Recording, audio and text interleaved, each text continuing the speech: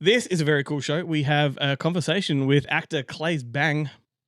We try to figure out which is better, Wild at Heart or Perdita Durango. And what are the best movies of 1994? And there's a weird guy behind the camera.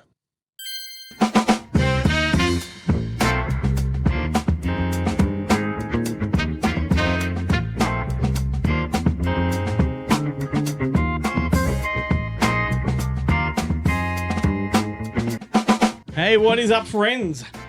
How's it going? Welcome to Good Movie Monday. We are the podcast dedicated to nerdy cinematic ramblings. My name's Glenn Cochran. This guy here is Ben Helwig. And you might be asking, who is that weird guy behind the camera? Fergus Hulbert, everybody. How you doing, everyone? Hey, mate, how are you? Our silent producer. Yes, look, this guy is he's responsible for all of our social media videos. If you've seen us on TikTok, he's put us there. Not your first time on the show, though. No, surprisingly not, but don't tell anyone to dig that out. That's all I'm going to say. Move a bit closer to the mic. That's all right. You can tell he hasn't been on often. Yeah, well, that's it. I'm pretty sure I did the same thing when I was on last time as well. You filled in for Keithy boy. That's right. Yeah. That's right. Mate, outrageous. Spammy. I can't even remember the rest of Bond. Stone Cold Classic. Martin Scorsese and James Bond are the only two filmmakers / film series worth talking about. Oh, they're the only two that he talks about. They're the only two that exist. They haven't seen all of Scorsese's films, but I did like Gangs of New York. That's the only one I've seen. And it was pretty good. So we've got Fergus on the show just to hang out behind the scenes. You wanted to see how the sausage was made. Oh, yeah, and I've gotten more than just a sausage. You got the meatballs as well. That's it. But he is on the kids' table. Yeah. Oh, well, that's where I belong. But hey, as we go, you're welcome to fact check us, or if we say something and you want to look it up and correct us. Oh, I will. You're welcome to, and you can just interrupt as well. Like, just do that if you want to maybe signal us with a hand up and jump in. That's fine. Only if I have something worthy, though. Yeah, all right. How are you, Ben? I'm good. Yeah, I have to vent this week. I got something to vent about. Oh, okay. Something really got under my skin this week, and it just shit me, and it probably shouldn't have. And I thought I'll just bring it to the show. So the new trailer for the new Jurassic World dropped. Right, whatever. Haven't seen it. Whatever that's called, the one with Scarlett Johansson. Right, so it drops, and you go. Is she playing a dinosaur? You go straight to the comments, right, and it's just full of, "Where are the raptors? Where are the Spinosaurus?" It's like, it's a 2-minute trailer. Yeah.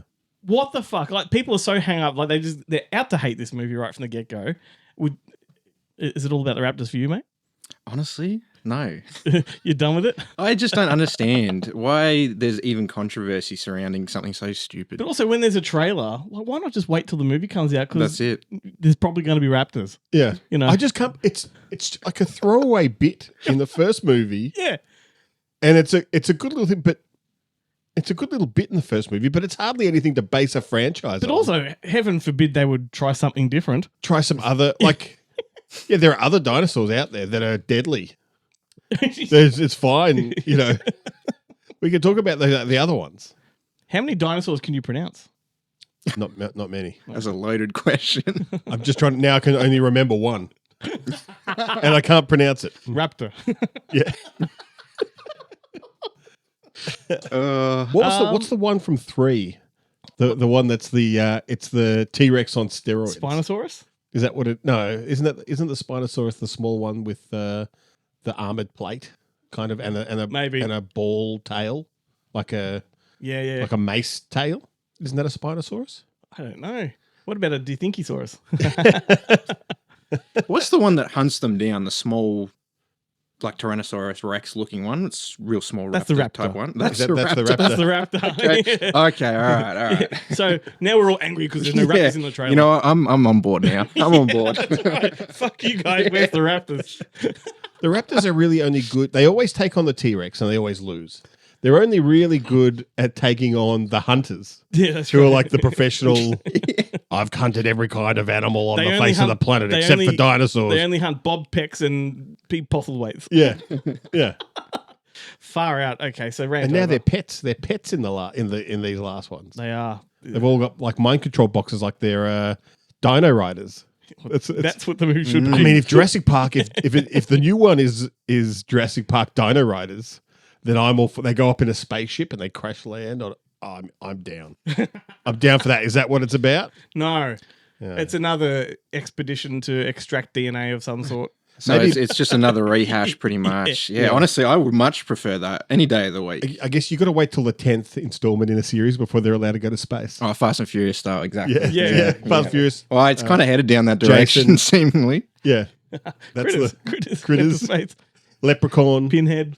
Yeah. Yeah, all the good ones have been to space. They've been to space. Yeah. But it's when the series has jumped the shark, which I think, quite possibly after 2. Jurassic you could Park go in like shark, a species direction. Or should I say jump the megalodon? Alien DNA with the dinosaurs would be amazing.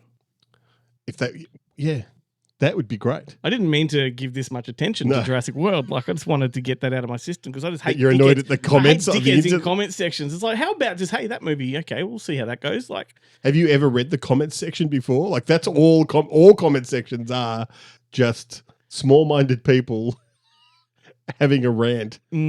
But, I'm opinionated on this one. Like, I just wait and see. It's a teaser, for fuck's sake. It's a teaser. You're opinionated, but you're not in the comments opinionating. No, that's right. Yeah. I'm not in the comments opinionating.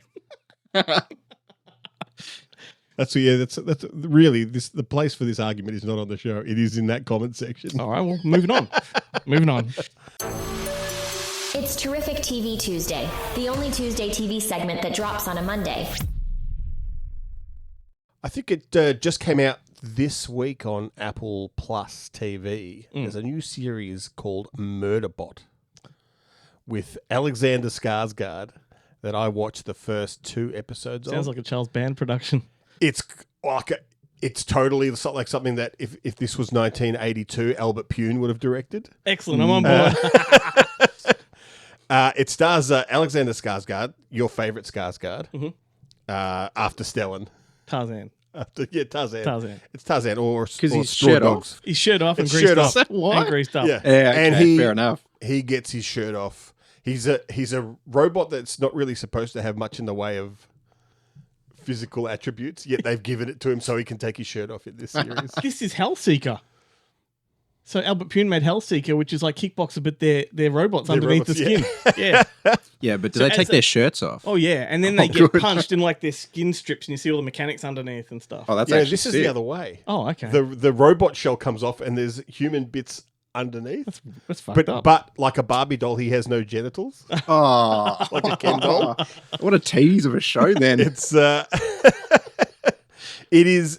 based on a series of books which are really kind of short, called The Murderbot Diaries. The first book, which this is based on, is called All Systems Red, which I've actually read, shockingly enough. And the book is really great. Did you let one rip, or was that your chair? No, that was my chair. Yeah. I was wondering if anyone would pick up on that.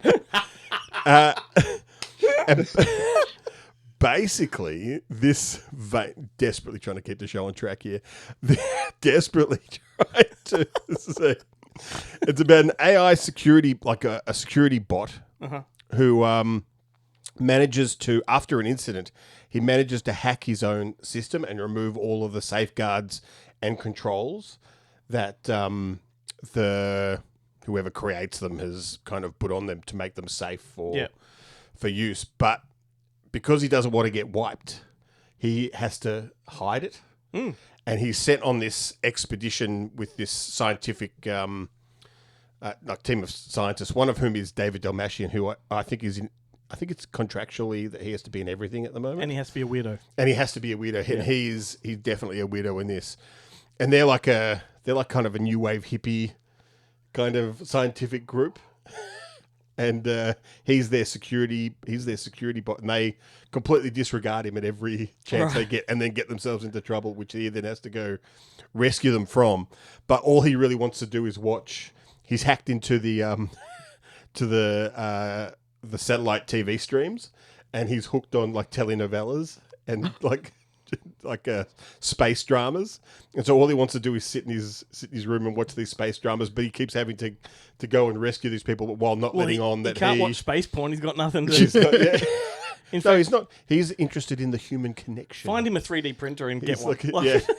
He needs Skinamax. That's what he needs. Yeah, that's right. It is similar to Mickey 17 in that when like he does get part of him blown off, and they just 3D print a replacement part and put it in. But it's pretty damn good. I thoroughly enjoyed it. I like the sound of it. Yeah. Awesome. Well, I went back to a 2018 show that I've always wanted to watch and never got around to. Do they even have electricity back in 2018? You'd be surprised. I'm shocked. You'd be surprised. Waco.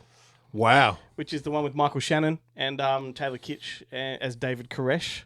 And it's all about... Is Michael Shannon David Koresh or is David Kitsch? No, Taylor Kitsch. Taylor Kitsch is David Koresh. Yeah, and Michael Shannon's the FBI negotiator. Right. And it's all about the lead up and the siege at Waco. And it's, it's a dark day in the history of the FBI and what's the other one? The ATF? Is it? Yeah. Yeah. Is that who it is? ATF? American Task Force? No. No? No, they're the isn't the ATF the no, it's the alcohol and drug yeah. and firearms. What are they called? Yeah. Anyway. That's the ATF. Oh, Bureau of Yeah. Alcohol, Tobacco, Firearms, and That's the one. Explosives. Yeah, that's them. Yeah. So they're the ones that are really fucked up, but it's an interesting insight into how that cult worked that David Koresh had going. And because it was a cult, and he was like he was that guy that married all the women. But if you're a man inside the cult, you're not allowed to have sex, all that kind of stuff. And he had Except him. He fathered all the children, blah blah blah. But they were actually very peace going, right? So they didn't want this siege to go down. They wanted to come out, but on their own terms. But they wanted peace, right?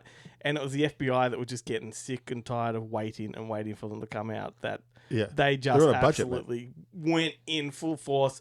Poured like gas into it to gas them out, and they still wouldn't come out. But what happens to gas when you pump it in? It catches fire, yeah. and that's what happened. In my head, it was like it's like the end of the Dirty Dozen. And they're like they're just throwing hand grenades down the exhaust fans. Like you should come out peacefully. We will. Nah. Yeah, it has that Sicario feel to it. Like it's got that grainy sort of gritty kind of Taylor Sheridan kind of look. It's got John Leguizamo in it. Shea Wingham, he plays the sort of not evil, but the guy that just goes in guns a-blazing. Who else is in it? Rory Culkin. He's quite good in it. And it's from the creators of the director of Devil, which was that M. Night Shyamalan produced and written one. Do you remember that? It's set in the elevator. Yes. Yes, and Quarantine. And As Above, So Below. So they're the guys that are behind it. And then a few years later, in like 2023, they did Waco the Aftermath, which is all about the trial of the survivors from Waco. And it also goes into the whole beginning of the Oklahoma City bombing, because that's connected to Waco as well. So it follows Timothy McVeigh, and he was inspired because you're so outraged by Waco. And it goes into all that. And then Michael Shannon is like, he knows there's an uprising of the alt-right from this. Like, he was saying because of the way the FBI and the ATF acted, all of these fractured sort of little militias and groups have all come together to form a bigger body, and there's an uprising of evil amongst us that we just don't know it's about to happen. They form a league. Kind of, and it all culminates at Oklahoma City bombing. But it's a fantastic take on it, and all based on the true accounts from those involved. They've actually put out some feelers to Jarrett and I and Michael Helms, because we visited Waco back in... There's nothing there. Was it just 20? Like dirt? I think, funnily enough, it may have been 2018. I'm trying to think of when it actually was. But we went to visit the fixer-upper Magnolia Farms and the Dr. Pepper Museum. It's the only reason. But while we were there, it was a rule that no sex with any women. We didn't have to work hard. What was it? Das had that song like "Burn, baby, burn, Waco Inferno, burn, baby, burn, burn the commune down." And then Dr. Pepper had an ad for it. It was great. Wait, was it Dr. Pepper that indoctrinated you? At the museum, yeah. You walk into they call it an education centre. And you sit down and they flash some strobing lights and then you wake up and you're... developed a taste. Automatically, no sex with women. It starts with Dr. Pepper will see you now. And, and all of the a sudden... cult leader is Dr. Pepper. All of a sudden, you're more interested in root beer than you are in cola.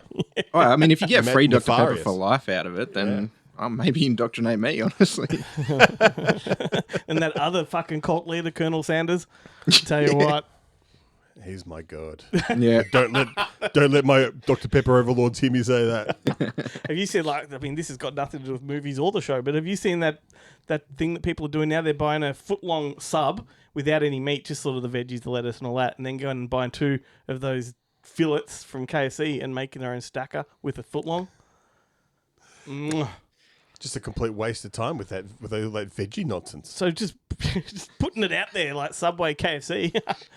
Come on board. I mean, you just get what they should be doing is getting those fillets, and then replacing all those lettuce and veggies with popcorn chicken. Oh, okay. And now you're some hot sauce. Yeah, some what's the new stuff they've got? The habanero hot sauce. Speaking our language, but and the insides of a KFC pie. This is. I have not had that actually yet. No, it's a nightmare. This is a great promotion for them because aren't they owned by the same people? Aren't KFC and Subway owned by the same people? Oh, I mean, possibly. That's why we're having this conversation in general. It's all on purpose. Production value is going to go up next week. I can tell you. Another desperate attempt to land a high-profile sponsor. We might also have our dinner for next week. Sorted. Damn straight. Hey everyone, Mark here. Do you like my barbecue? You know, I'm really fortunate that Glenn and Ben upload full episodes of Good Movie Monday to Meta and Facebook. I don't consume podcasts on other filthy platforms. I really am grateful to them for that. Anyway, here's their latest interview. I'm not going to lie to you, Ben. This interview's been in the can for a long time. I recorded this one, a year ago? Was it that long ago? I reckon. It was a while ago. So, Claes Bang's in a brand new movie.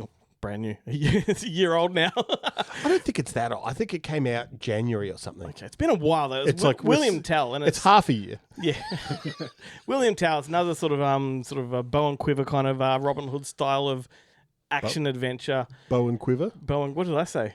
You said bow and quiver. It's bow and arrow. Quiver, arrow. I mean, it works. The quiver is where the arrows go into. Yeah. But no one's at the end. He just chucked his quiver after he run out of arrows. His son quivered. His son quivered. And that's why.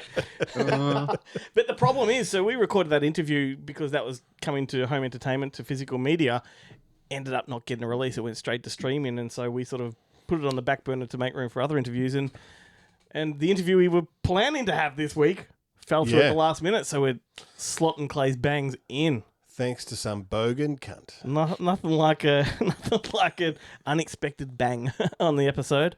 But do you know Claes Bang? I don't. He's the guy that played Dracula in the Netflix Dracula series a few years ago. I did not even notice this guy, that. He's been in like the girl with in the Girl on the Spider's Web and the Northman. He was in that. Oh, okay. Wrecking Crew is one he was filming at the time we did this interview with Momoa and Bautista. But he's like a James Bond type. Like he could play James Bond. He's just probably aged out a bit, but he'd be good for it. Like all good James Bonds. Yeah, I know. I mean, that's true. Yeah, it really is true. And he's even in a band called This Is Not America. So there we go. Anyway, so let's play this interview. Enjoy it. I think it's a fun one, and we'll have something else. We're going to do the 1994 after this. Bring it on. Yep. Load thy bow. And make thee ready to shoot an apple from your son's head. How you doing, mate? Hey, I'm good. How are you? I'm good. I'm jealous. You've got a bunk bed behind you. I do. I'm in a beach house in Omaha Beach in New Zealand. I love it. Do you sleep It's on the lovely. top bunk or bottom bunk? No, I think this is a spare room. This if we had the kids with us, they'd be in here. Yeah. But it's me and my wife. Speaking of New Zealand, gorgeous locations that you like to film in, and William Tell, no exception. Like, it is a stunning looking film. Not a bad place to call home for a shoot. When you're in those Swiss Alp locations, like, are you far from anything at the time? Is there much to do in between? Well, it was quite full on, working there. Because the thing is that it's, I think where we sort of stayed was like 1,200 meters, and sometimes we filmed at like 3,000, and the air is thin. Yeah. So it's a different thing. You're exhausted so much faster than you are at sea level. Even if you start to get used to it after a couple of days. And also everything we shot in those Alps was all the outside stuff, of course. I mean, all all these sort of big exterior, and a lot of those were quite physical. It was a lot of running up and down mountains and just being really knackered when you got home. So I didn't do much else.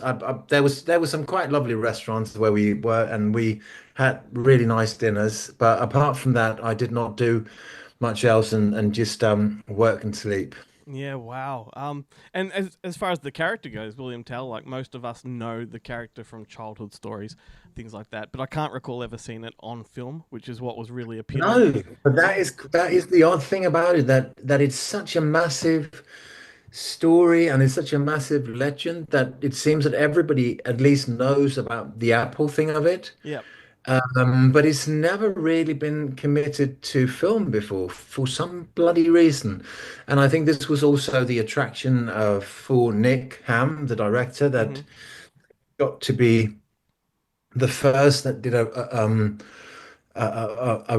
movie of it. And the thing is, I mean, I think I've being European, I thought I knew the story. Of course I knew the story about this guy that for some reason is shooting an apple off his son's head. But I think I probably, and this is embarrassing, but I think I probably thought that he did it like, as a part of a traveling circus or something, traveling the countryside, shooting an apple off your son's head for money.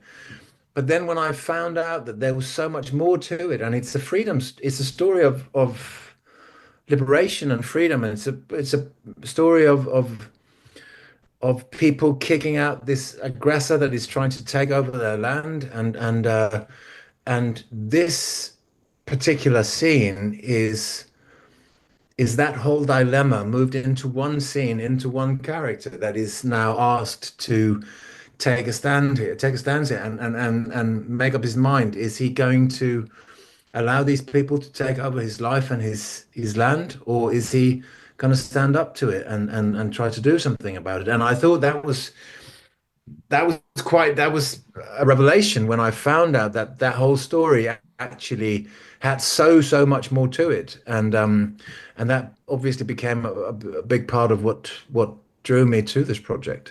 Absolutely. And that particular scene in general, like you were saying, so iconic. Everyone knows the image of the apple.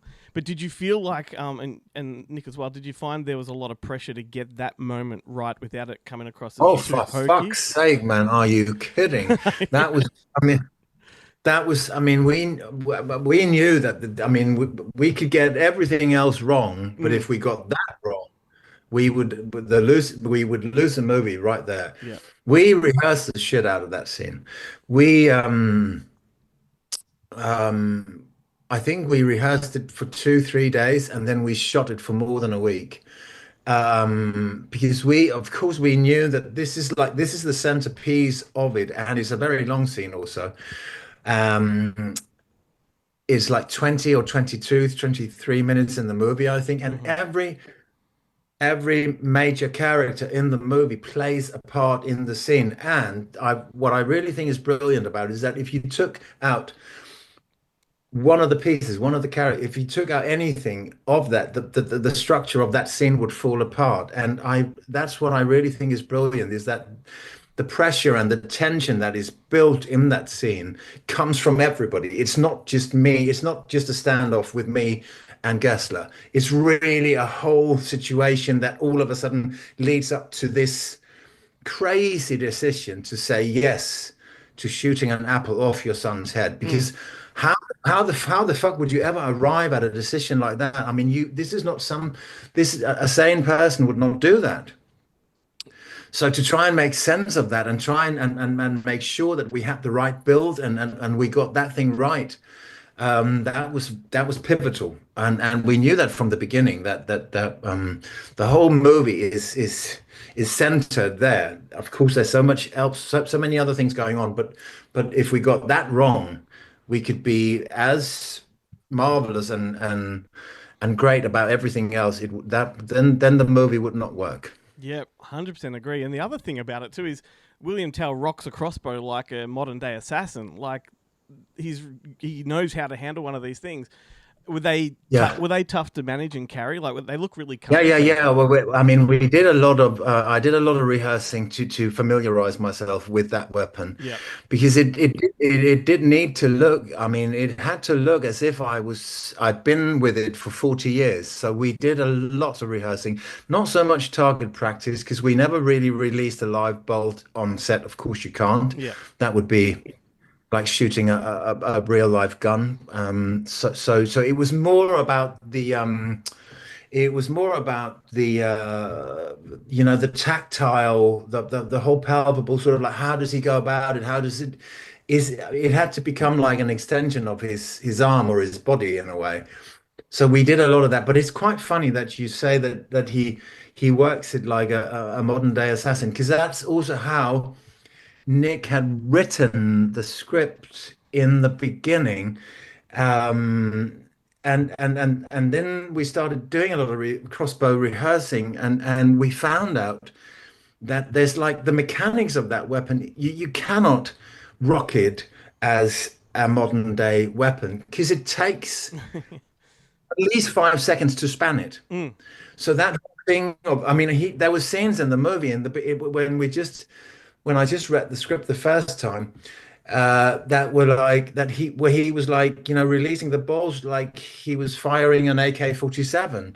And I think it was a little bit of a shock to both Nick and I when we started doing the rehearsing, and we were like, I think we need to rewrite some of these scenes because there's no way that you can actually go about the weapon how it's written. So the rehearsing really informed how some of the scenes that we rewrote them, because it is a slow weapon in that sense, and it needs spanning, and you need to put the bolt on, and all that needs to happen, and it's not something that you can do in a second. Yeah. So so that was quite interesting actually to find out that. And in that sense, it sort of informed the script in a way where scenes were rewritten from that. Yeah. Yeah, it looked like a really sophisticated weapon as well. Did you have an armorer on set to keep it historically accurate, or were there liberties taken? No. We had like a lot of. I mean, we had the stuff that we have. It were built by the armorer that was on set. So we had.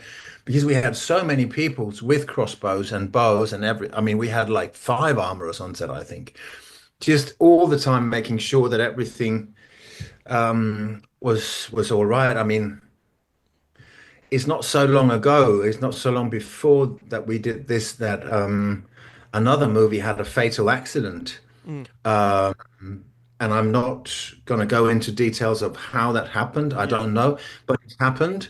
So we were very, very, I mean, the thing is, if you have a gun, you can put a blank in it and you can fire it and you will totally believe that it's real. Mm-hmm. If you take a crossbow and you span it and you put a bolt on it, the actual bolt is visible.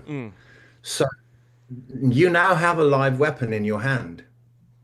And that is very, very dangerous. So we could not in any way have that. So we had like all kinds of bows, pre-spanned one, pre-bolted, where everything was fixated so you couldn't release it, but it looked like you had like a loaded bow in your hand. Mm-hmm. All that we had, like we did all these things. So the security measures were immense.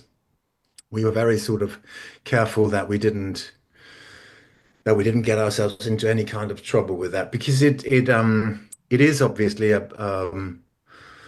a dangerous thing to go about, but so I'm very thankful. We did so much crossbow training just to get really good at it, and it really paid off, sure. I think. I was actually surprised as well, and pleased at how brutal the movie was too. Like that poor bastard in the bathtub at the start of the film. I tell you what. Yeah.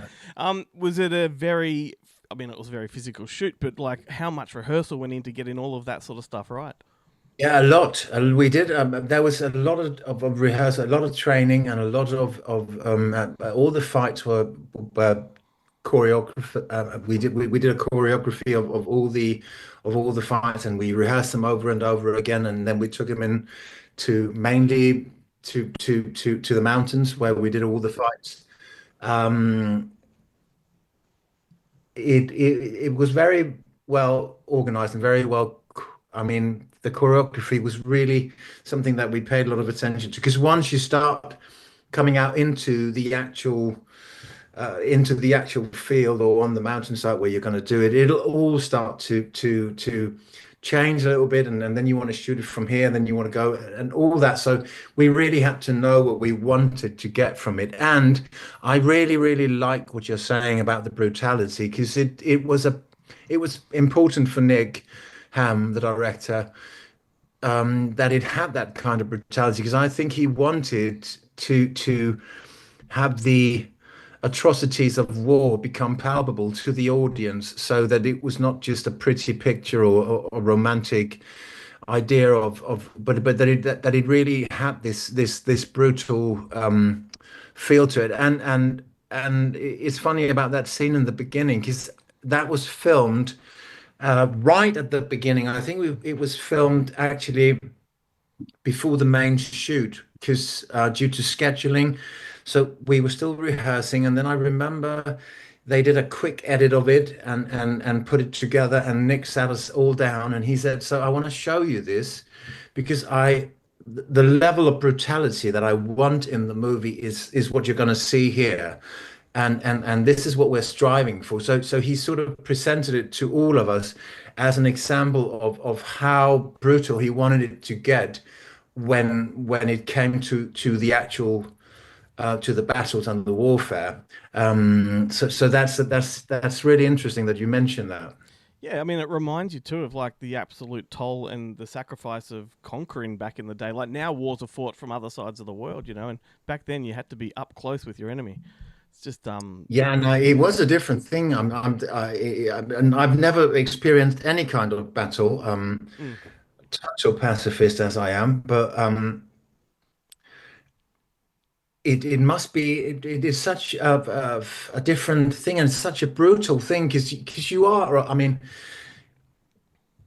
with the bow and the crossbow, you could be further away from your actual opponent, but otherwise you'd have to come in quite close, and that was one thing that also was quite interesting when you started to learn a little bit more about the crossbow, because with a normal bow you can only span it and hold it for so long.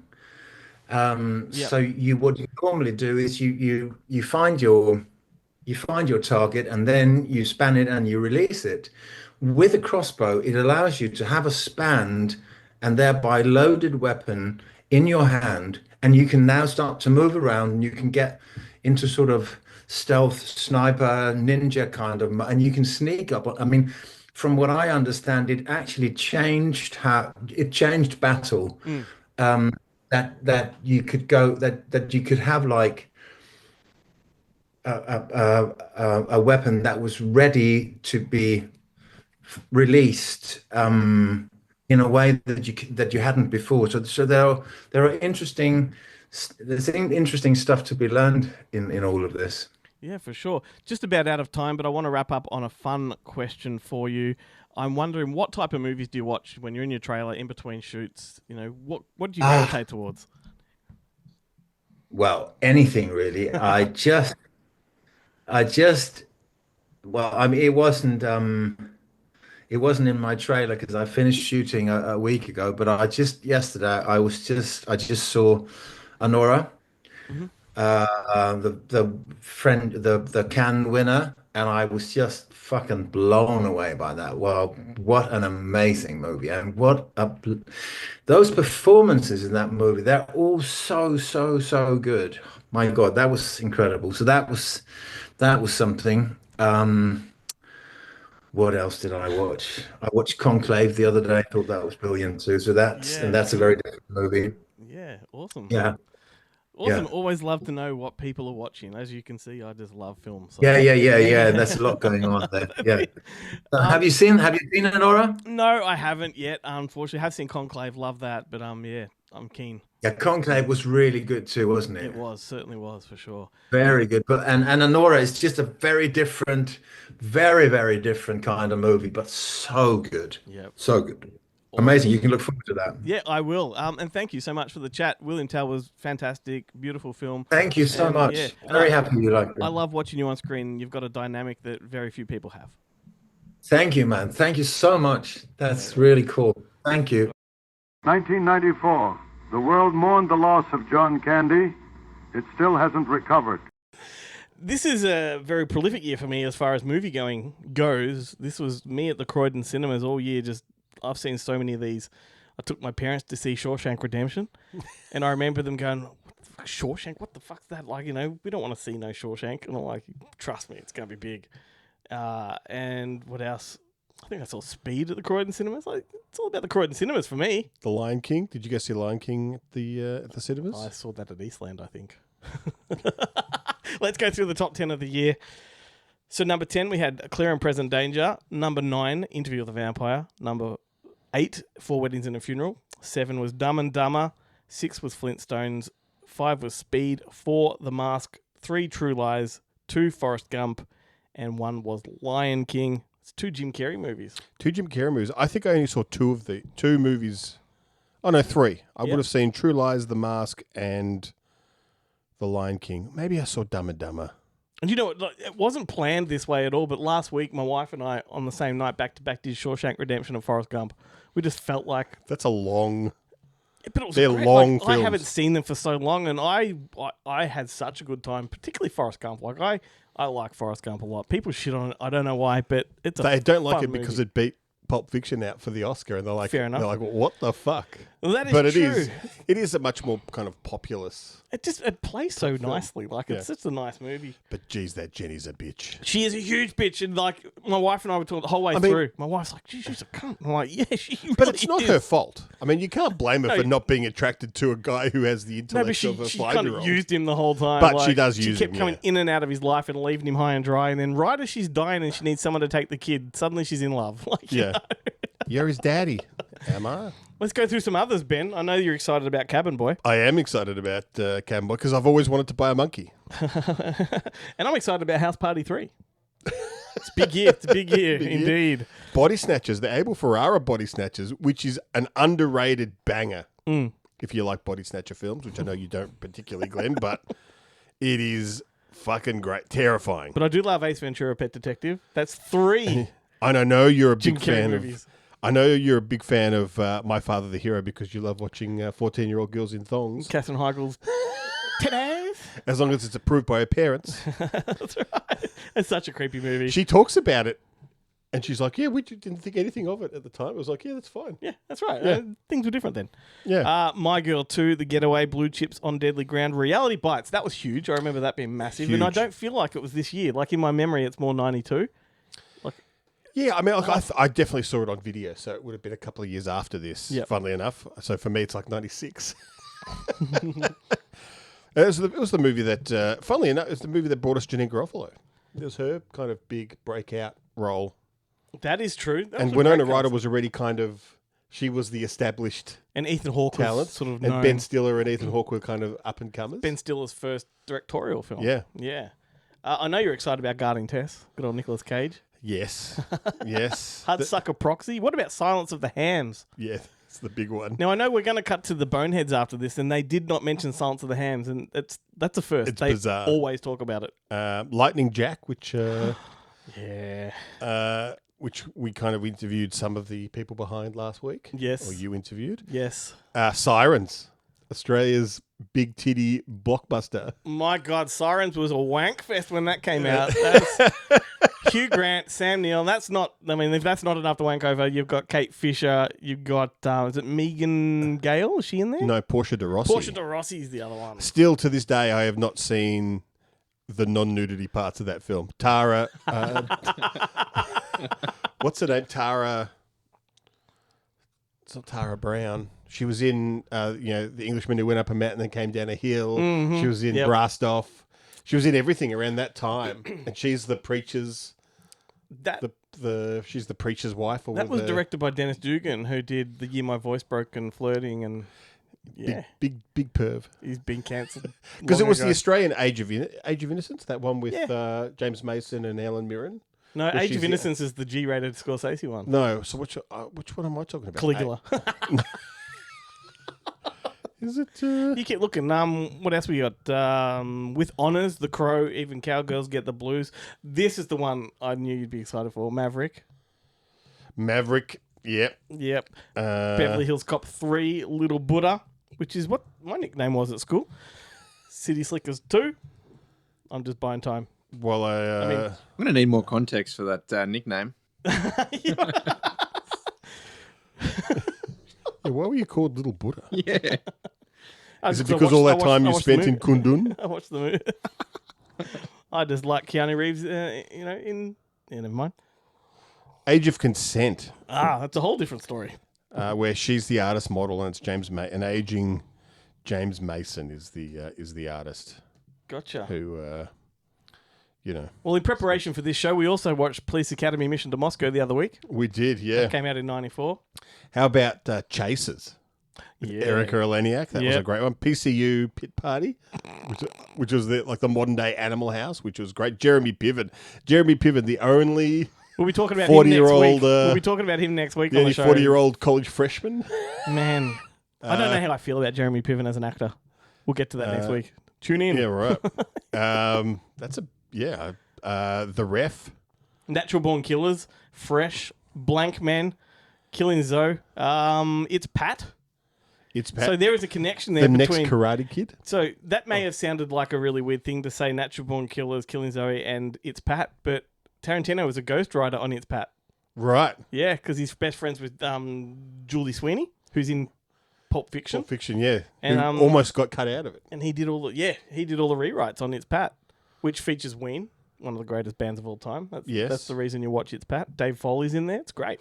When was Joe's Apartment? Is that? Well, that feels like a 95. Right. Maybe 96. Because that's an MTV movie, whereas this one wasn't, was it? No, it was an SNL movie. It's an SNL movie, yeah. The Shadow, Wolf, Renaissance Man / Army Intelligence, which is what it was released as Correct. here. Time Cop. Milk Money, one of my favourite prostitute come good stories. Exit to Eden, one of my favourite. Dana Delaney. Yeah, but the only problem with Exit to Eden is you got Rosie O'Donnell in bondage gear. Yeah, and Paul Mercury. That was his big post. He does Strictly Ballroom. What is it? He does the Australian delight or something. He teaches her like an Australian cuisine, and he gets a bare tit, it's a very nice boob, and he puts melted butter on it. Maybe he gets a stick of butter and puts butter on her nipple, then puts cinnamon sugar on it, then sucks it off. And I thought, my God, when I'm a grown-up, it's going to be a delight. It's going to be something I'm going to partake in. I mean, I love it. Did you? Maybe. I have to say, I've never enjoyed the addition of food in sex scenes. Like 9.5, it really ruined 9.5 weeks for me. Because I'm like, this is supposed to be Fergus is really hard right now. Incredibly erotic. I'm trying to tuck it. And you're like, this is, I just want to, I want to eat. Well, what about Hot Shots when he puts the grape in her stomach? Then sizzles bacon on it. If it's a sporting event, if something's going to pop out of an orifice, then I'm all for it. I can tell you've been to Thailand. Yeah. Speaking of ping pong, Priscilla, Queen of the Desert. Certainly, yeah. Popping out. The Aussie ones are pretty good. Every Night was a big one for me. Police Rescue the movie. Come on. I went to the cinemas and saw that. Of course you did. You're a big sucker for Gary Sweet with hair. And was it Bastoni? And Bastoni, yeah. Also with hair. Yeah, that's right. Spider and Rose? Yeah. I did like that one. Some of Us, Muriel's Wedding, Metal Skin, which has just come out on Blu-ray. Man, we could just go on forever. Heavenly Creatures, The Santa Claus, Mary Shelley's Frankenstein. But did you mention Time Cop? Yeah. And The Last Seduction? No. And Miracle on 34th Street? Amazing. And Mrs. Parker and the Vicious Circle? Death and the Maiden, Pret-a-Porter. Love and a 45 and Low Down Dirty Shame. Love and a 45. I was scared of that movie when it came out. And IQ. IQ. Walter Matthau's finest Fergus, films. have you seen IQ with Tim Robbins and Meg Ryan and Walter Matthau? No, I haven't. Walter Matthau plays Albert Einstein, the love maker, the matchmaker. Hilarious. And Stephen Fry plays a straight, which nobody buys. That's right. Shallow Grave came out. Danny Boyle's first one. Danny Boyle's first film. That is a banger. I do and love that. Witch Hunt, the HBO movie with Dennis Hopper. Far out. Written by Schrader. Oh, really? Yeah. Yeah. Clerks. Yeah, and Clerks. Fucking Wolf, hell. Yeah. Let's Stargate. This is the segment that just doesn't end. Baby's Day Out. It's great. Amateur, the Hal Hartley film. So, let's do our thing where we try and guess what each other's favourites for this year. If we get one right, we're doing well. So, right. I've only picked one for you. Okay. But I've taken into account that Pulp Fiction and pretty much any of the ones in that top 10 don't they're kind of all obvious. Yep. I've just gone for Killing Zoe. Okay, no, it's not. Didn't make the cut. Didn't make your cut? No, I thought you would have had this one in the bag, to be honest with you. So I would definitely say Natural Born Killers. Right. And I'd definitely say Death and the Maiden. Right. And then I would also say Wes Craven's New Nightmare. For you? Wow. For me, yeah. Wow. So I'm going to guess yours. I reckon one of these is in your top. Maverick. Yep. Wolf. No. Heavenly Creatures. No. And Wes Craven's New Nightmare. No. Okay, well, I got one. You got one. I had Pulp Fiction and Clerks. But I had Leon. Oh, Leon. The Paper. Oh, The Paper, Randy Quaid. Love that film. Yep. Maverick. And just because it was there listed as a film on the Wikipedia page, otherwise I never would have put it on there. But it's Stephen King's The Stand. The miniseries. Yep. The Mick I Garris think quite possibly. Look, it would be a toss-up. I think even including Pulp Fiction and Clerks, I think I've watched The Stand more times. Like I love watching those virus movies where everyone dies at the beginning. It's got a great opener, that's for sure. What did you think of The Golden Years? Do you remember that one? No, I've never seen The Golden Years. Because it feels like The Stand, like it opens with a similar kind of opening. Oh, does it really? Yeah, but it feels much more made for television, but it's the same kind of, back then the Stephen King miniseries all had a feel about them. Yeah. Yeah, it feels like it's the same universe even. I feel like everything that was made for TV, but like you can tell like in the eras, like Return to like Salem's Lot and It don't feel like The Stand, but The Stand feels like... Yeah, they feel theatrical too. Yeah. Whereas The Stand it feels like television, but good television. Yeah. Yeah. Cool. What about you, Ferg? Are there any movies from '94 that stand out? Chungking Express. What? That was on my list of movies that to watch for the show because there's a couple because he did Wong Kar-wai did that a and Ashes trilogy. in Time, yeah. So he did afterwards. It was In the Mood for Love and then 2042. I love that trilogy, so that's why I put that one down for me. You've taken me by surprise. That's awesome. But otherwise, Nobody's Fool. Oh what a my banger. god! Yeah. All I That's a great one. I really remember about Chungking Express is the Mamas and the Papas song that he plays constantly throughout the film. It's like the only song he could afford on that soundtrack, and he just plays it again and again and again, and it's great. It's great. Honestly, there is a lot of, I suppose, Americanized aspects to that film as well, which he didn't really follow through with afterwards. Yeah, with the other two films. Because that's the most modern. No, well, 2046 is set in the future, yeah. Whereas Mood for Love is set in the past. In the past, I believe, yeah. I'm honestly quite surprised you brought Nobody's Fool into it. I love Paul Newman. Yep. And I mean, you put me onto, I think it was, you suggested Color of Money. And I just went down a rabbit hole. First. Yeah, sorry, The Hustler first, then Color of Money. Yeah. And then I just went down a complete rabbit hole. So good. Ended with Nobody's Fool. Melanie Griffiths flashes us. What she flashes Paul Newman because he's a grumpy bastard, which is great. And Bruce Willis plays a fat bald cunt. What was the other one? Art imitating life. What was the other one he did around the same time, Paul Newman? There was Nobody's Fool, and there was another one that had a very similar vibe or feel to it. Twilight around then as well. Twilight, maybe. Was it Harry's Son? Was it? No. What was that one? What was that one? I don't know. I can hear. Oh, no. For Love or Money? Nah. Or For Money? Nah. The one where he's in the home. Yeah, it's not the one I'm thinking, though. I used to confuse the two. Like, we've got three. What, Road to Perdition? Go have a look at Nobody's Fool on his IMDb and look around either side of that. Twilight. Yeah, Where the Money Is. That's what I was thinking of. Yeah. Twilight, Hudsucker Proxy. No. Maybe I'm mistaken. Mr. and Mrs. Bridge. So Hudsucker Proxy and Nobody's Fool were made the same year. Yeah, no. I can't. Yeah, there it is. Harry and Son, that was 84, but that's 10 years prior. Yeah, there's something else that's in there that that I confused it with The at the Verdict? time. No, that's weird. Maybe I'm just thinking of a different actor. Blaze, very different kind of film. But look at that, Fat Man and Little Boy. Oh my god, the original Oppenheimer. Yeah, that's which if you've never seen Fat Man and Little Boy, it's Oppenheimer. Yeah, I didn't even know that one existed, to be honest. I've never seen Fort Apache the Bronx. There is a rabbit hole to go down. Cool Hand Luke, like, you know. I didn't go far down the rabbit hole enough then, clearly. Have you seen Cool Hand Luke? Yes, definitely. Have you seen amazing film. Have you seen The Verdict? I don't believe I have, actually. You got to watch Harper, The Verdict, and because they're the same character at different stages of life. That's why I say all three. Is this like the a young flashback? the young is this like a Philadelphians? flashback to when we used to work together? It's like, you've got to see this, you've got to see this. It is. It legitimately. Here's a list. You know, Cool Hand Luke would make a great double feature with Pink Flamingos.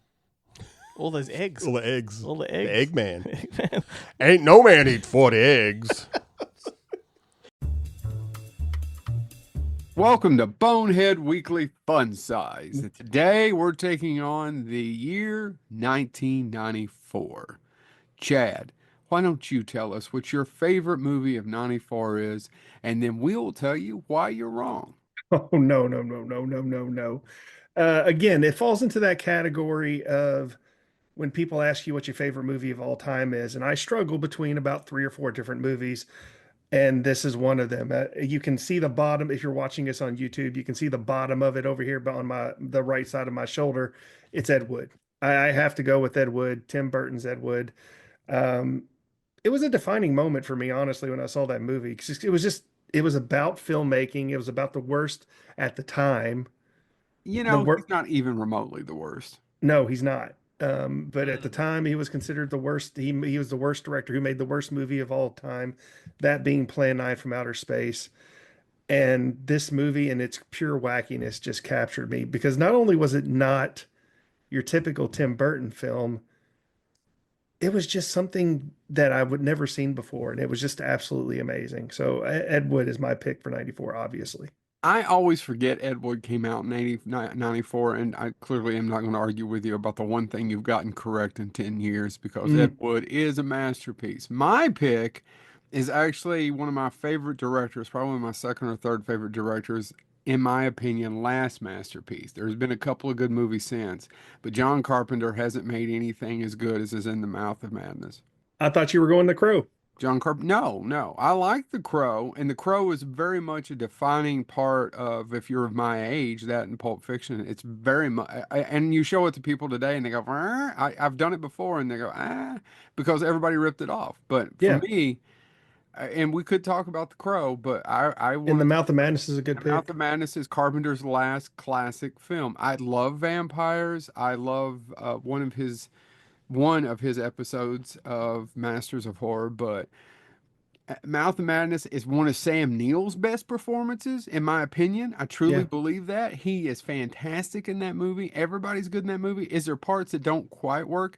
But actually, and I'm going to get just stabbed and killed, but it's probably the best Lovecraft adaptation. Definitely the best Lovecraft adaptation that doesn't use the word Lovecraft, but it's a Lovecraft movie. That's what it is. And I read Sutter Kane, so Sutter Kane is just a cover up for Lovecraft. Stephen King, it's just Lovecraft. You know, you mentioned Pulp Fiction, which is one that obviously comes to mind, but I'm going to go with Leon, the Professional. That's a great movie. Good movie. It's sadly none of the actors in it went on to do anything at all, and there's nothing they ever went on to do. Natalie Portman. Yeah, no, we don't know what happened to this Jean Reno. Anyway, we don't know what happened to this. But anyway, no, Leon the Professional, if you haven't seen it, it is just a compelling movie. It's actually softer than the book that it's based on, but it's just a compelling examination. I mean, the one-word summary on IMDb is an Italian hitman protects a New York orphan, but there's so much going on in that movie. Yeah, that's actually not even... I mean, that is the plot, but it's really not the plot. Yeah. So, I mean, Leon the Professional, 1994, that's what came to mind, because I almost said Pulp Fiction, but actually I'm going to give Leon the Professional a nod. This has been Bonehead Weekly Fun Size. Oh, there we go. Thank you, Boneheads. Thank you, Boneheads. Here we go. Movie battles, Ben. Chapow. Yep, we're doing... you chose these. Perdita Durango and Wild at Heart. Explain yourself. Well, they're both... Perdita Durango features in both films. That's right. The character is in both. So is in both. So Dance with the Devil is what it was called in the US. Perdita Durango here. Yep. Has Rosie Perez as Perdita Durango and Javier Bardem as her kind of love interest, whereas she's a side character. It's Isabella Rossellini in and she's like a bounty hunter. She's kind of got a twin sister or whatever it is. Like, yeah, it's weird. In let me just say before we sort of decide which one's the better movie between the two, or if there is a better one, they're both fucked up. Right, so I watched them almost back to back, consecutive nights, and I was actually... Which did you watch first?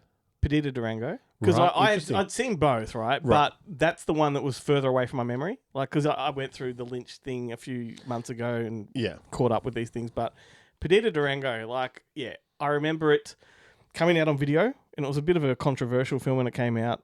It was a sort of, were you allowed to rent it because we were underage at the time, that kind of thing. Yeah, I did. It was a super interesting. I mean, the video cover wasn't.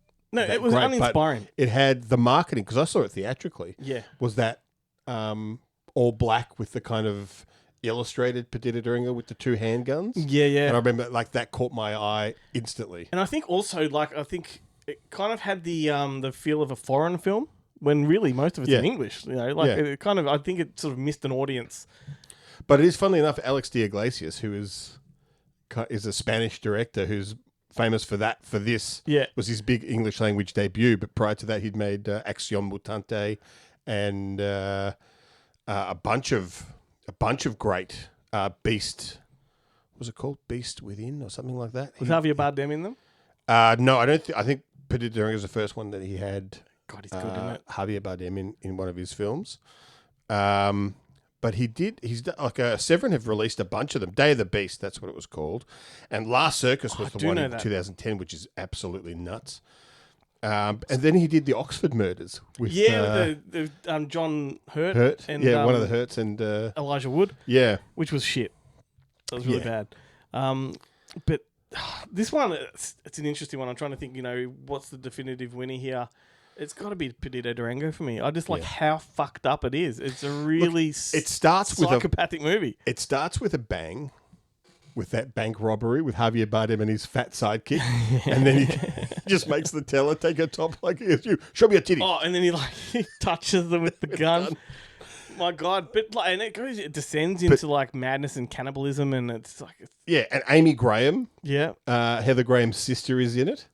Who they don't follow each other on Instagram, which I find interesting. I wonder if there's a rift in the family there. Beef. But James Gandolfini was the first thing I noticed James Gandolfini in. And for me, it was True Romance. Yeah, right. And they were back to back. Back to back. Yeah. And he's the accident-prone FBI agent or whatever he's trying to track them down, who's just constantly getting hit by cars. And so for me, at this time, when it came out, I was watching things like Santa Sangre and, Holy Mountain and all that. And I was I thought it was a foreign film when I went into it. You were addicted to the 9:30 SBS time slot? Pretty much.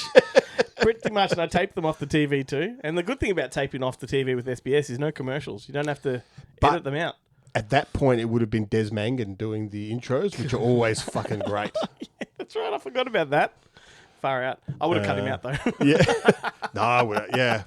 Funnily enough, I've got him from when I was taping, and I've never been able to find this movie because it's not the movie I thought it was. But I was taping something that was on before it, like.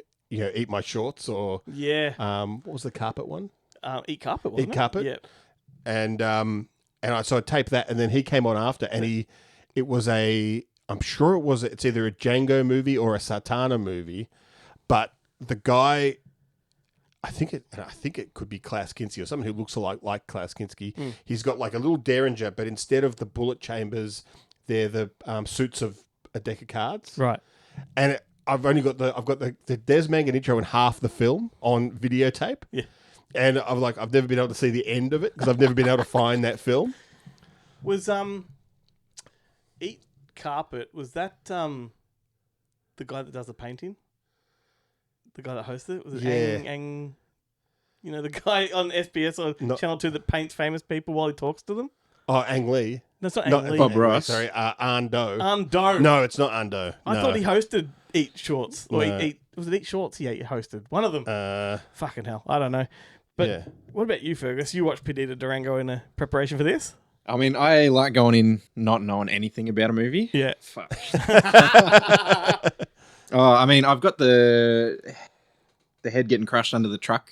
Yeah, I forgot about that. I've got that kind of burnt into my memory, and Jesus, the rape scenes far out. Oh my it's God. really depraved. It's depraved, but there's something so compelling about that depravity. Yeah, like really it's compelling. the energy too, and I think like the really trippy production design goes a long way. I just love the scenes with the driving and his haircut sells it. Yeah, stupid hair. Everyone in it has a stupid haircut. Yeah. How about that opening shot of Rosie Perez? Yeah. and it was I think at that stage I hadn't seen Mystery Train, so I hadn't seen Screaming Jay Hawkins in anything. Oh God, yeah. And he's perfectly cast as the guy who walks around the Day of the Dead festivals and stuff with the car battery, letting people shock him for money. I just think, I also think that Wild at Heart gets enough love and attention, so it's great to shine a light on this alternative. Wild at Heart's like an interesting one, but I don't. For me, it's never been my go-to Lynch. No, never, ever. It does. Having watched it last week, it's definitely in the same universe as Twin Peaks, which I believe was his intention. Yeah. A few of his films were like, I think Mulholland Drive is the same universe. Well, I mean, that's a weird one too, because that was supposed to be a TV series. A spin-off. It was supposed to be an Audrey spin-off. Yeah, Twin Peaks. That's how it began. Is that right? Yeah. Oh. And that's why if you watch in the Silencio sequence in the cinema, Laura Palmer is in the scene in the back of the cinema. Like it's his little homage. Yeah, he brought the character in. But like heaps of Twin Peaks cast are in Wild at Heart as well.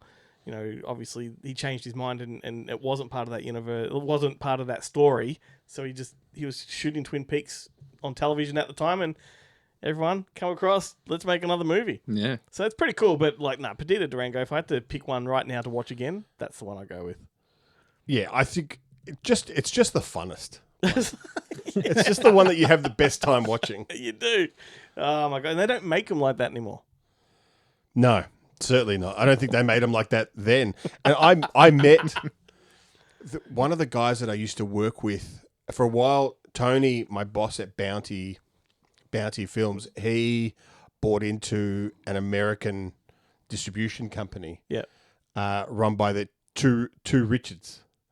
And one of the Richards, one of his early jobs in distribution was he did the marketing for Perdita Durango. And he's like, yeah, look, it didn't do as well as we wanted it to, but we tried hard. Yeah. And it's a hard movie to make perform. Yeah, but they all loved it. Yeah. It was one of those, because it's like a little indie. It's a grindhouse movie. Yeah, totally. For sure. Yeah. You want to do it with me this time, Ben?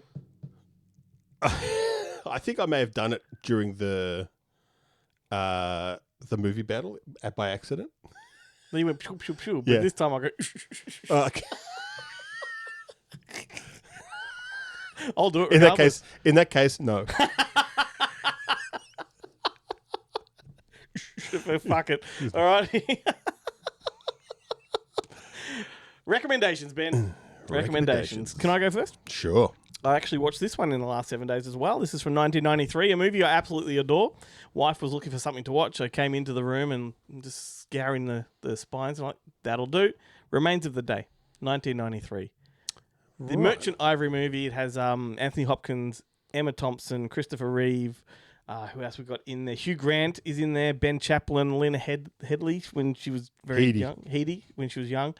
What a wonderful movie this is. I always get all of these ones mixed up. Which is the one where Hopkins is the butler and he works for the Nazis? This one. Okay.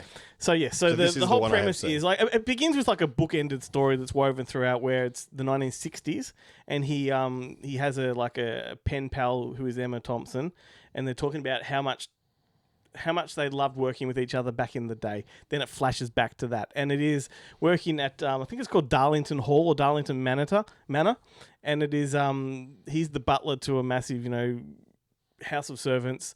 And the lord that lives there is actually a Nazi sympathizer who almost gets England in with the Nazis. He almost makes a deal with the Nazis and could have changed the whole course of history. Yeah. But Anthony Hopkins, being the butler and loyal to his boss, doesn't really have an opinion of that. Yeah, forgives it all. He kind of forgives it all, and just every time someone says to him, like, well, don't you think, that was a horrendous moment in history, he goes, well, I didn't have time to think about it. Like, I was too busy working. But what I love about the film, and I kept saying this to my wife as we were watching, I love the tension between him and Emma Thompson, because they both fall in love, but their work prevents them from showing emotion. Yeah. And with Anthony Hopkins, you can see the emotion in his eyes, but he's so stoic and like he just won't let any of it out. And it's such a powerful, dramatic kind of tension between the two of them. But it's totally a Merchant and Ivory fabricated tension. Like when you watch Gosford Park and you're like, oh, everyone's fucking everyone. That's not them though. No, that's not Merchant Ivory. I'm a bit of a sucker. I think they did Howard's End. I think that was them as well. Yeah, that was the other one that I always get this one mixed up with. Yeah, I think they're possibly the same year, if not 1 year apart. Room with a View. They've done so many of these productions and period pieces. Yeah, that was before what's his name got into genre, right? Room with a View. Julian Sands. Julian Sands. Big dick. Yeah. Gets his. I remember, and I couldn't find this to back up this claim, right? But I remember somewhere, possibly on a podcast, Quentin Tarantino absolutely praising Remains of the Day as one of the best films of that year. And I've gone to try to track it down. I've asked ChatGTP to find it for me. I cannot find it anywhere, but I swear he had that opinion. Well, that's funny because in Low Down Dirty Criminals, when they talking to Tarantino about the development of Pulp Fiction and Reservoir Dogs and stuff, he constantly talks about none of that Merchant and Ivory shit. No, I know. I don't want to see any of that Merchant and Ivory shit. I believe this was the one contradiction to that, though. Right. And I think it was Christopher Reeve that sold him on it. Because Christopher Reeve is fantastic in this. Really good. He's the American that takes over the place in the 60s. It's just nice to see him with working legs. Yeah, and there are horses and polo around, so it's very interesting, isn't it? So anyway, there we go. Remains of the Day. If you've never seen it, check it out. It's a really lovely film. And it, like, for a period piece where not a lot happens, it does move quite fast. Yeah. Yeah. Go for it. Look, I caught up with a couple of films this week, but two you've already talked about on the show and that you praised quite highly, and I finally watched them. Sure. Rust, the Alec Baldwin Western, which is fantastic. I just got you a copy You right just got there. me a copy. Unfortunately, Glenn, it's on filthy DVD, but I'll take it. It is an equal release, my friend. They're the only ones who had the guts to put it out. Which is a shame because it is a fantastic film. I'm glad you thought so, because I was a bit worried. I thought you might think I've blown it out of proportion. But no, look, I take everything Glenn says with a grain of salt. Yeah. Because usually if I don't see it, that's when it's the best film ever made. And then when I watch it, you're like, oh, that was all right. Every time Ben doesn't come to a screening because he just doesn't like the look of it or isn't interested, I will say, geez, it was fucking amazing. Which is, I'm being honest. It's not like it's just to rub it in. I'm surprised you still go to screenings then. Yeah. That's it. Like, I'm surprised you still invite me because you know if I don't come, it's going to be great. Well, it's because when you come, it's the best time ever. That's why. Unless I talk during the opening credits. And then you get really upset. It's one time. It's one time. the only person in the world that really dug the Working Man opening credits. That's what the movie was. I forgot. And the other one was The Accountant 2, which I thoroughly enjoyed. It is a great action movie. I don't think it's a great entrant into the Accountant franchise, only because there is... At no point does he do any accountant stuff. Like the whole premise of the accountant we're in that title. World now. Like we're in his. It's in that world, which, I get what you're saying. If you're going to if it's going to be an accountant movie, surely the whole premise of it is that he goes in as an accountant, uncovers corruption, and then gets into some shit that he no longer has that as a cover. Like he's been like as an audience, we've been exposed to what he is, so we kind of just I mean. Jason Statham wasn't a beekeeper, really. Like, but he does. He does keep bees. Yeah, but if they do number 2, there's not going to be bees. There'll be bees in there. He won't be keeping bees. He'll weaponize them. Yeah. And then we'll do a crossover with The Accountant. Which would be great.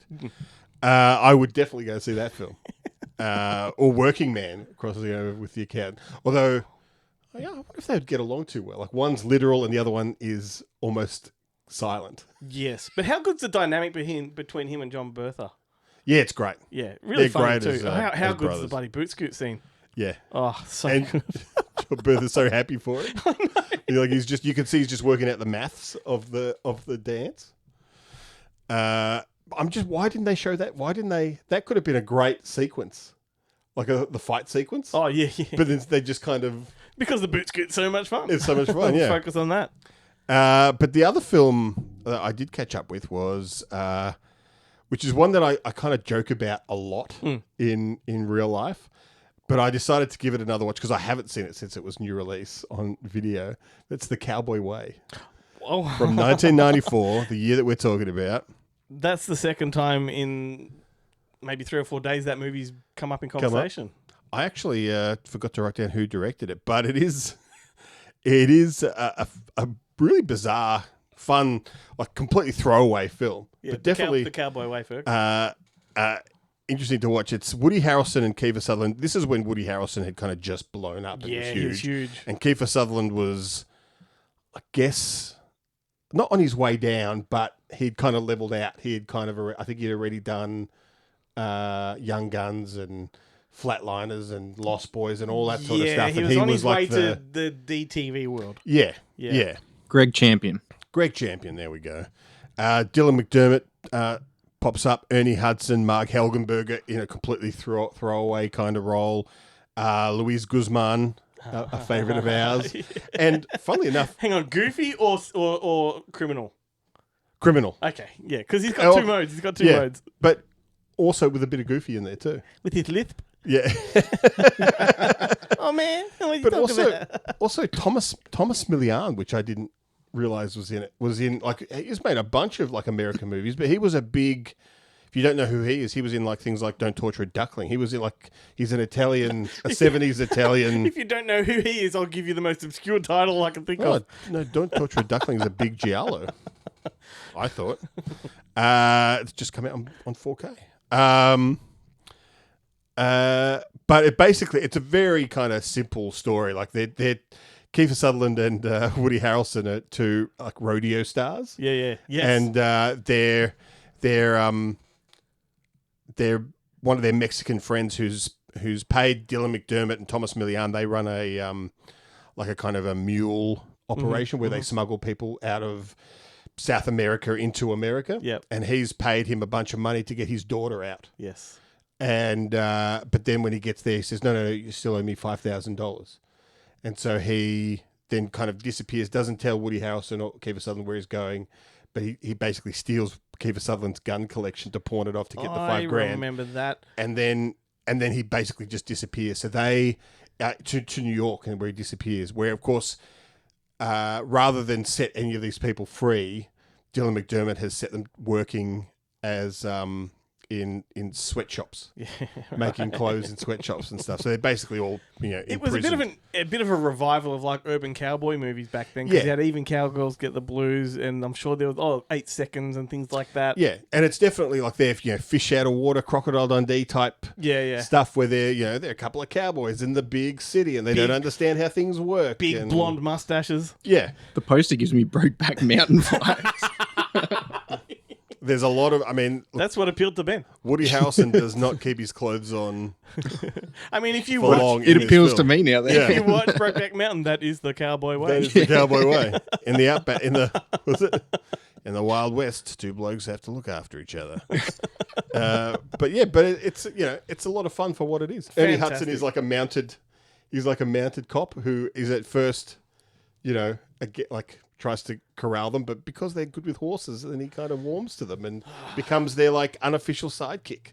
Man, I'm really in the mood now to go down a bit of a Kiefer Sutherland rabbit hole. So before the show, we were talking about Flatliners, and you talking about that made me think of Flashback. Do you remember Flashback? Yeah, I want to watch that. I think I want to watch that now. What about Beat? Have you ever seen Beat? The one where he plays, I don't know if he's whichever one of the Beat writers shot his wife in the face. Because that's what it's about. Yeah, I haven't seen it though. Like, I know the story. Which one is it?